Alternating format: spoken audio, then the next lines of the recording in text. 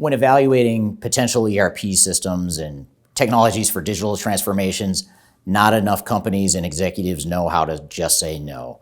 In this video, I'm going to talk about why you should consider the just say no option for your digital transformation. My name is Eric Kimberling. I'm the CEO of Third Stage Consulting Group. We're an independent consulting firm that helps clients through their digital transformation journeys. And when I was growing up in the 80s, there was a big campaign to stop drug abuse. And Nancy Reagan, who was the wife of the president at the time when I was a kid, had a big Just Say No campaign. And all over TV, T-shirts, media, you'd see stuff around Just Say No. And as a parent today, and two young boys, one's a teenager, one just became a teenager, and the other one's a bit younger, you learn to say no a lot when you have kids, and maybe that's true for many of you as well.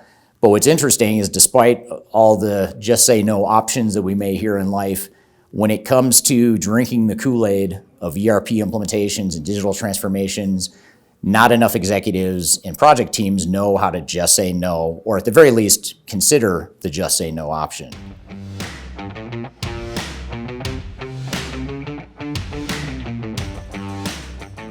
So when going through these projects, why should we say no? What are some of the things that we should have in mind as we think about, should we be really thinking about doing nothing? Certainly, many of you watching this video have no choice. You might have an old ERP system that's being sunset, or you don't have the right skill set to support it anymore. Maybe you've outgrown its capabilities and you need something new to help you scale for growth. So for some of you, you may not have a lot of options, but for others, it's somewhat of a luxury to necessarily have to move to a new ERP system. So in those cases, if you fit into the latter camp, there's a number of things that you should be aware of. Now, I recently posted a video that I've included a link to below on my YouTube channel that talks about the top 10 hoaxes in the ERP industry and the myths that are perpetuated by software vendors, by the system integrators. In other words, the Kool-Aid that is being sold by the industry. And some of the things to keep in mind are, first of all, most ERP systems, especially the cloud-based technologies that are relatively new, are not ready for prime time. They're not nearly as mature as some of the legacy products that have been out for decades. And so that's one reason to not move forward, is because you may not want to be on the bleeding edge of new technology that has yet to be proven. The other reason to not move forward is because even though a lot of these systems are not ready for prime time, their focus has been on developing technical capabilities that in many cases we're not ready for as organizations. And things like artificial intelligence and predictive analytics are great innovative capabilities that could someday help us, but we're focused too much on the technology and the innovation rather than how it fits in our business. So that's another reason why we don't necessarily need to jump to be one of the first to adopt some of these innovative technological capabilities. The other thing to think about is that there is a skills shortage mounting in the ERP space within most of the ecosystems we're seeing, particularly with SAP, Oracle, Microsoft, some of the big vendors. You're seeing a shortage of skills because so many companies are switching over to the new products, largely because the vendors are forcing them to in many cases. In other cases, it's because they simply want to move to the cloud. You're seeing that there's a strain on resources already, and I predict in the next couple of years, you're going to see more of a strain as more and more companies join the wave to switch over to a new ERP system. The other thing to keep in mind is that if you're doing an ERP evaluation now and thinking about moving to a new ERP system, chances are pretty high you're going to move to a cloud solution, either because you want to and you want to move to the cloud, or because more likely the vendors are going to push you in that direction because that's where their profitability comes from, and most of their R&D as a result of that is going into cloud-based solutions. So the flagship solutions are moving to the cloud, which the industry hasn't really come to this realization yet, and it may take a few years, but cloud solutions are generally more expensive in the long term than on-premise. Whether you like cloud or on-premise or not is a whole different story. Cloud solutions are generally going to be more expensive simply because your annual subscription costs don't ever go away. In fact, they probably increase as you grow. Whereas with on-premise, you would have actually a drop in cost once you've paid for the initial licenses and you drop off to a maintenance support level. Much like leasing a car in general is going to cost you more in the long term than buying a car. That's what we're seeing in the industry. So from a pure cost perspective, And particularly if you're concerned about operating costs, that's something to think about, is that your operating costs are probably going to actually increase in the long term as a result of a new ERP system. And then finally, the ROI of these new solutions is unproven. It gets back to the point earlier about how the products themselves are unproven. Because there's not a lot of companies using these new solutions yet, the ROI has yet to be determined. So those types of considerations are very important as you think about, should we be moving to a new ERP system? So CIOs are getting enamored with the idea of digital transformations and ERP systems and new technologies, and they're drinking the Kool-Aid that's being sold, but they're not thinking about the reasons why you shouldn't move forward with an ERP implementation. Even if you do move forward with a new implementation or new systems, you should still be aware of the dark side and the downsides of these implementations, because they're very real. It imposes risk to your organization, and you need to know how to mitigate those risks.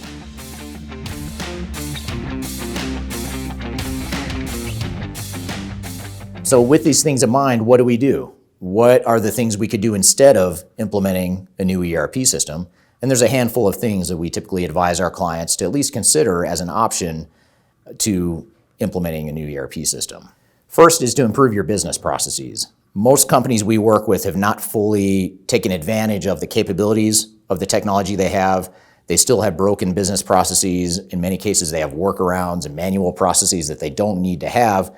And it's not that the software doesn't work or doesn't enable those potential improvements, but it's that they just haven't taken the time to get those processes in line with the technology and to standardize and make those processes more efficient. So that's the first thing you can do, is look at how could we standardize our business processes and improve our processes across the board. The second thing is to look at how you're organized as an organization. A lot of times what we see is that organizations haven't clearly defined roles and responsibilities. Jobs haven't been clearly defined. There's opportunities to reassign work and to redesign the organization to make the organization more effective, all without changing the technology itself. So that's another thing we can do, is to look at our organizational design, our organizational change management, and look for ways to get more out of our people using what we already have. Speaking of getting more from your people and what you already have, we can also retrain our employees. A lot of times the technology capability is there, but people aren't using it. We just need to retrain them and provide them the opportunity to leverage more out of the system so that we can get more out of the system and increase the ROI without necessarily increasing the cost longer term. Another thing to keep in mind is the concept of shelfware. A lot of companies have invested in and bought software that they're not using. Certain modules or licenses that they're just paying for, they've already paid for in many cases. It's just sitting there, it's a sunk cost, but they haven't fully leveraged those capabilities. They haven't turned on a certain module. They haven't gotten everyone on the new system. So a lot of times the answer is not to buy a whole new system, but to just start using what you've already got and turn on those modules and take some of that shelfware off the shelf and actually put it into production and into use so you can get more value out of it. And then finally, another important thing that a lot of companies don't think about is, rather than looking at a broad, big, single ERP system replacement, why not look at point solutions that pick off certain parts of your operations that are ripe for opportunity or the most ripe for opportunity to improve, and focus on those areas instead. For example, if your warehouse is very inefficient and your pick, pack, ship process is very broken and inventory is getting lost, maybe a warehouse management system is a better solution than just replacing your entire ERP.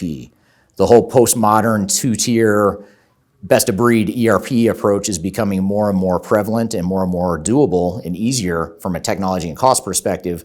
So that's certainly something that you may want to be thinking about, is how can we look at other technologies that are a little bit more isolated and focused? How can we plug those into our existing environment at a lower cost, lower risk, and potentially a higher ROI? Now, the good news with all of these options is that it's not an either-or option. We're not saying that you should just say no to ERP or just do some of the things that I've suggested here and just completely set aside the whole idea or the whole notion of a new ERP system.